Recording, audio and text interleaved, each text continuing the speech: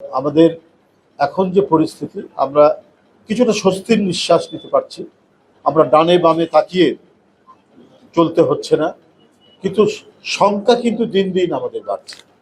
কুমিল্লার যুবদলের একটা ছেলেকে ধরে নিয়ে গিয়ে তাকে যখন ফেরত দিচ্ছে আইন শৃঙ্খলা বাহিনী, তখন তাকে মৃত ফেরত দিচ্ছে।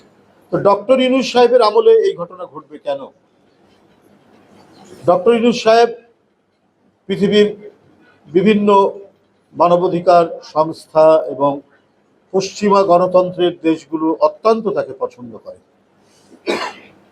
এবং এদেশের মানুষ পছন্দ করে যে দেশের একজন গুণী মানুষ যিনি আন্তর্জাতিক সম্মান নিয়েছে। তার সময় যদি শেখ হাসিনার সরকারের বিভিন্ন দুষ্কর্ম এবং অত্যাচারের পুনরাবৃত্তি হয়, তাহলে তো হোঁচট খাবে জনগণ। যদি ওই ছেলেটি অপরাধী হয়, তাকে গ্রেপ্তার করে আইনের আওতায় নিয়ে যেতে পারে, কিন্তু গ্রেপ্তার করে ভয়াবহ টর্চার করে মেরে ফেলে বাপ্পার কাছে ফেরত দেওয়া, এটা এই আমলে হবে কেন? আমরা অনেক বিষয়ে সরকার সমালোচনা করি, কারণ আমরা গণতন্ত্রের পথে, গণতন্ত্রের উত্তরণ আরো ঘটবে। একটা অবাধ সুষ্ঠু নির্বাচনের মধ্যে দিয়ে জনগণ তার সরকার গঠন করবে, এই একটা পরিবেশের মধ্যে দিয়ে যখন এসছি, যখন একটা ভয়ঙ্কর রক্ত পিপাসু এক দানবকে বাংলাদেশ ছাড়তে বাধ্য করেছে দেশের শিশু, কিশোর, তরুণ, ছাত্র জনতা, সেই দেশে কেন আবার শেখ হাসিনার বিচার বহির্ভূত হত্যার ঘটনার পুনরাবৃত্তি? এখন এমনই ফুরফুরে মনে থাকবে সবাই। বসুন্ধরা টয়লেট্রিজ, ফুরফুরে মন সারাক্ষণ। বুঝলাম ছেলেটি খারাপ, বুঝলাম ছেলেটা অপরাধী, সেই অপরাধ মাপা এবং বিচার করার দায়িত্ব তো আদালতে। সেই আদালত যাতে ঠিক মতো কাজ করতে পারে, নির্ভয়ে কাজ করতে পারে, ন্যায় বিচার করতে পারে, এইটা নিশ্চিত করার দায়িত্ব জনগণের সমর্থিত একটি সরকারের।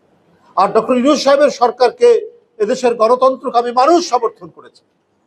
হ্যাঁ, চাল ডালের দাম বাড়ছে, চালের দাম এখনো অনেক তীব্র, আবার কিছু কিছু জিনিসের দাম কমেও এসছে। আমরা তো এইভাবেই সমালোচনা করব। সরকারের ভালো পদক্ষেপগুলোর আমরা সমর্থন দিব, কিন্তু যেগুলো ব্যর্থ হচ্ছে সেগুলোর জন্য সমালোচনা করব।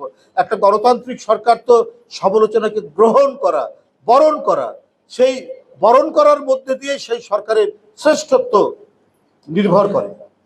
তো ডক্টর ইউনূস নির্বাচিত সরকার না হলেও সমস্ত রাজনৈতিক দলের সমর্থিত সরকার, অর্থাৎ জনগণের সমর্থন আছে, কিন্তু সেই সরকারে আবার হাসিনার আমলের পুনরাবৃত্তি হবে।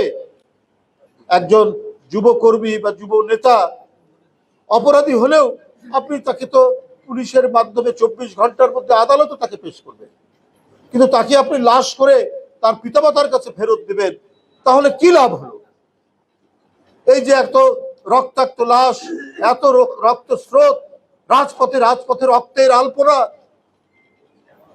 তাও কি আহাদের মতো 5 বছরের শিশু, ফারহানের মতো 17 বছরের কিশোর, মুগ্ধের মতো 18-19 বছরের একটি তরুণ প্রাণ, আবু সাইদ নির্ভীক চিত্তে নিজের শার্টের বোতাম খুলে যে শেখ হাসিনার পুলিশের গুলি বরণ করেছে, এই যে আত্মদান, এই আত্মদান তো একেবারেই ব্যর্থ হয়ে গেল।